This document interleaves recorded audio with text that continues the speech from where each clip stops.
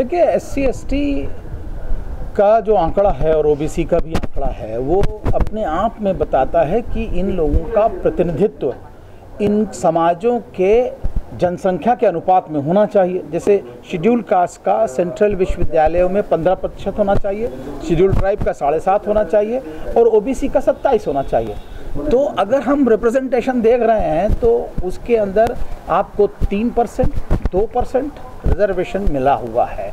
तो इसका मतलब कि कहीं भी वाइस चांसलर अगर देखें सेंट्रल यूनिवर्सिटी की करीब 43 विश्वविद्यालय हैं, उसमें एक भी SC जो है वाइस चांसलर नहीं है, ना ST वाइस चांसलर है, ना OBC वाइस चांसलर है। तो ये किस तरह का प्रतिनिधित्व है? यहाँ तक कि विश्वविद्यालय खाली पड़े हुए हैं। अंबेडकर विश्वविद्यालय दिल्ली खाली पड़ा हुआ है विगत 2 वर्षों से, लेकिन कोई उसमें प्रतिनिधित्व नहीं मिला रहा। अंबेडकर विश्वविद्यालय लखनऊ खाली पड़ा हुआ था, अभी उसमें नियुक्ति हुई है 3 साल बाद। तो ये जो है क्या मतलब है कि आपने लोगों के लिए कुछ लोग करके रखा गया या प्रतिनिधित्व दिया जाएगा, ये प्रश्न। देखिए इसमें कम से कम सीधे सीधे वाइस चांसलर एक आपको बोर्ड बनाना चाहिए। जिस प्रकार सिविल सर्विसेज का सिलेक्शन होता है उसी प्रकार बोर्ड बनाना चाहिए आपको, वाइस चांसलर का सिलेक्शन हो। प्रिंसिपल जैसे मैंने आपको बताया दिल्ली के 84 कॉलेजेस हैं, उसमें एक केवल SC प्रिंसिपल है। तो प्रिंसिपल के सिलेक्शन के लिए भी एक बोर्ड बना देना चाहिए और उस बोर्ड के द्वारा रिप्लाई करें और बोर्ड का सिलेक्शन पैनल होना चाहिए। पॉलिटिकल में भी आप रिजर्वेशन को देख लीजिए, अदर बैकवर्ड क्लासेस का तो न्यूमेरिकल स्ट्रेंथ होते हुए भी क्या आप कैबिनेट में देख लीजिए कहाँ पर रिप्रेजेंटेशन है उनका। जितने भी शीर्ष के जो पद हैं, चाहे वो डिफेंस मिनिस्टर हो, हेल्थ मिनिस्टर हो, HRD मिनिस्टर हो, एक्सटर्नल अफेयर्स मिनिस्टर हो, फाइनेंस मिनिस्टर हो, वो कौन लोग हैं?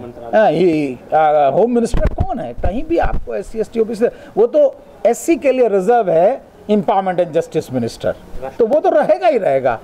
राष्ट्रपति इस प्रकार के अगर राष्ट्रपति हो सकते हैं तो सभी लोगों को बनाया जाना चाहिए, क्योंकि आप राष्ट्रपति का इतना भी रुतबा नहीं है कि वो वॉर मेमोरियल का उद्घाटन कर सके।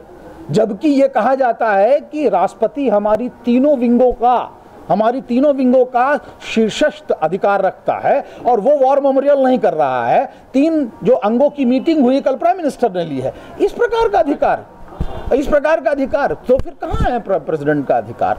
इसलिए मैं कह रहा हूं कि सांकेतिक प्रतिनिधित्व नहीं चाहिए। लोग पैर धो रहे हैं लेकिन अपॉइंटमेंट नहीं दे रहे हैं। तो वो जो नीचे मल उतरता है मेन होल के अंदर, क्या उसको भी एक बार उतर करके देखा जाए? देखिए मैंने तो हमेशा कहा है कि हम लोग जो मुस्लिम OBC हैं या मुस्लिम दलित्स हैं वो तो एक तरह से डबल माइनॉरिटी या डबली डिस्क्रिमिनेटेड हैं, क्योंकि हमें तो ना 27% में मिल पाता है और ना जनरल में मिल पाता है। तो 27% में जो मजबूत जो सब कास्ट हैं हिंदूज़ में, वो यादव हैं, कुर्मीज़ हैं, वो मोस्टली वो ले जाते हैं। तो जो माइनॉरिटीज़ जो मुस्लिम्स के जो ख़ास तौर से जो OBC दलित्स हैं, अब आप देखिए कि एक धोबी शेड्यूल कास्ट हिंदू धोबी है, मुसलमान धोबी को OBC में डाल दिया, तो क्या वो धोबी बेचारा वो उससे कम्पीट कर पाएगा? तो हम जो डबली डिस्क्रिमिनेटेड हैं हम उसकी मांग करते हैं। जो अभी कई लोगों ने भी कहा कि हमें रिप्रेजेंटेशन मिलना चाहिए। ये रिजर्वेशन का जो मुद्दा है वो केवल रिजर्वेशन का नहीं है, रिप्रेजेंटेशन का है। और वो रिप्रेजेंटेशन जब तक नहीं मिलेगा पूरे कंट्री में स्वस्थ एक नेशन बिल्डअप नहीं हो सकता। कोटा विद इन कोटा जो है ये रंगनाथ मिश्रा कमीशन ने एक स्टेज पे सजेस्ट किया है, लेकिन वो कोटा विद इन कोटा जो है वो आप देखते हैं कोई सरकार उसको ऑनेस्टली लागू करने के लिए तैयार नहीं है, क्योंकि वो जानते हैं कि इसकी परसेंटेज बढ़ जाएगी, जिससे हो सकता है अपलिफ्टमेंट हो जाए, इसका एक्सप्लॉयटेशन नहीं हो पाएगा। तो वो हम ये कहते हैं आप चाहे जैसे भी करें, जो फार्मूला लगाएं, हमें जो रिप्रेजेंटेशन माइनॉरिटीज़ को जो मिलना चाहिए, स्पेशली दलित और बैकवर्ड मुस्लिम्स और माइनॉरिटीज़ को वो मिलना चाहिए। किसी फार्मूले से आप लाएं, चाहे फार्मूला आप रिजर्वेशन से लाएं, रिप्रेजेंटेशन से लाएं, या उनको अलग एक कोटा देके करें, वो मिलना चाहिए उनको। देखिए पहली बात कि जब हम पिछड़ा वर्ग बोलते हैं तो वो अपने आप में ही सही लफ्ज़ नहीं है। किन पिछड़े वर्ग की बात कर रहा है? हम आजकल OBC बोलते हैं, जो OBC नहीं होता, सोशली और एजुकेशनली जो बैकवर्ड क्लास है उनके लिए ये कमीशन बना हुआ है। लेकिन भारत की जनसंख्या का करीब 85 या 90% वो पिछड़े हैं अगर हम सबको जोड़ लें तो, schedule caste, schedule tribe, other backward caste. तो ये कोशिश जो थी हमारी वो ये है कि जितने लोग हैं उन सबके मुद्दे करीब करीब बराबर क्या है, तो सारे लोगों को SC ST OBC को एक प्लेटफार्म पे लाने का ये प्रयास है। और ये पहली कोशिश है और आगे भी हम करते रहेंगे। सीधा सा सवाल है कि अगर 85-90% लोग पिछड़े हैं तो सबके मुद्दे, आर्थिक पिछड़ापन सबसे बड़ा कारण है, सबके मुद्दे एक जैसे ही हैं, तो फिर अलग अलग अपने चीज़ों को वो रखते हैं।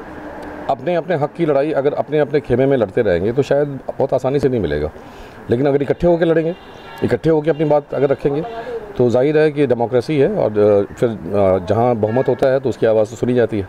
तो ये हमारी कोशिश ये है कि SC ST OBC को हम इकट्ठा करके सामाजिक एकीकरण का एक काम करें। पहले तो हम ये हमारा एक तरह का सोशल रिवोल्यूशन है कि हम एक सोशल यूनिफिकेशन, सामाजिक एकीकरण चाहते हैं कि इस मुल्क में मज़हब सच्चाई नहीं है, ज़ात सच्चाई है। तो हम चाहते हैं कि जितने भी पिछड़े लोग हैं वो एक प्लेटफॉर्म पे आए, एक सोशल यूनिफिकेशन हो, सामाजिक एकीकरण हो, फिर आगे का रास्ता अपने आप बनता जाएगा। Schedule caste, schedule tribe, backward classes, ये 3 देश की आबादी के 3/4 हैं और सबसे दबे हुए लोग हैं, पिछड़े लोग हैं। उनकी तरक्की के बिना, ऊंचे वर्गों के समान वो पहुँचे बिना देश की सही प्रगति, पूरी प्रगति नहीं हो सकती है। तो ये विषय 70 साल से चल रहा है, इसके लिए सॉल्यूशन मालूम है लेकिन उसको अमल करना है। तो उस बारे में ये कॉन्फ्रेंस हुआ है बोल के मुझे बताया गया और उसके लिए मैं आया हूँ। शेड्यूल कास्ट और बैकवर्ड क्लास के लिए क्या क्या ठोस चीज़ें चाहिए, ये मेरे पास रोड मैप है। सभी लीडरों को मैंने पहुंचाया हूं, सभी पार्टियों को पहुंचाया हूं। अभी नहीं, कई सालों से कर रहा हूं।